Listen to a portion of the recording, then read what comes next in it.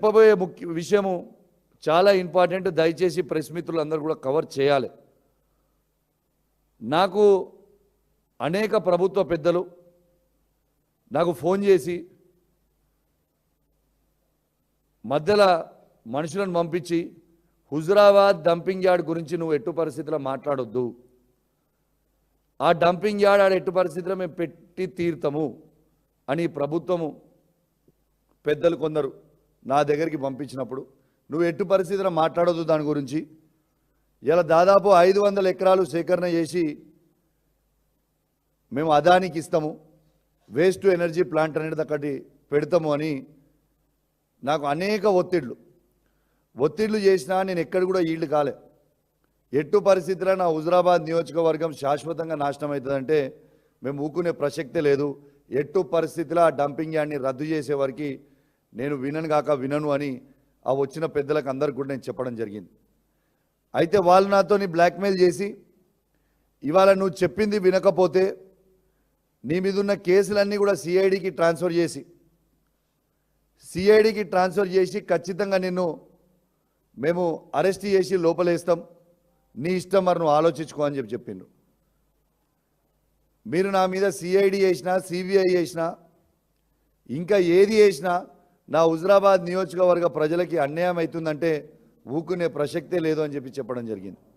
ఎట్టు పరిస్థితిలో ఊకోమని చెప్పినాం.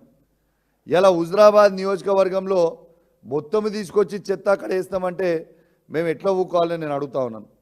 నేను ఇంకోటి కూడా చెప్తున్నా, ఇలా మరొకసారి తెలంగాణ భవన్ నుంచి ఎలక్ట్రానిక్ మీడియా ప్రింట్ మీడియా ద్వారా యావత్ హుజురాబాద్ నియోజకవర్గ ప్రజలకి ఇలా తెలియజేస్తూ ఉన్నాను. ఇలా అది కేవలము హుజురాబాదే డ్యామేజ్ అయ్యేది కాదు.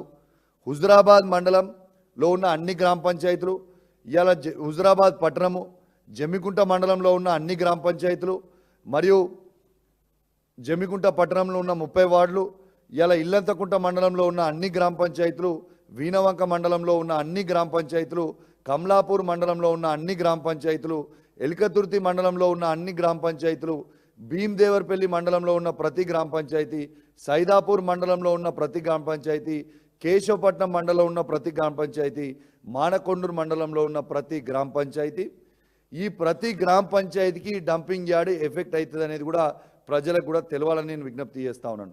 చాలామంది ఏమనుకుంటారు, ఇది హుజురాబాద్ కాబట్టి మా ఊరు వరకు వస్తుందా అని అనుకుంటున్నాను.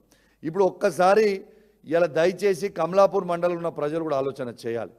ఇలా భూపాల్పల్లిలో ఉన్న చెత్త మొత్తం, ఇలా పరకాల్లో ఉన్న చెత్త మొత్తం ఇలా హుజురాబాద్కి రావాలంటే ఎక్కడి నుంచి రావాలి?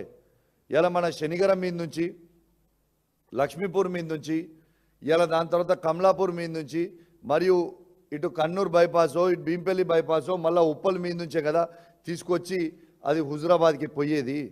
అదేవిధంగా జమ్మికుంట మండలం అయితే ఇలా టేకుమట్ల మండలం ఉంది, ఆ మండలం నుంచి రావాలంటే ఏడు నుంచి రావాలి?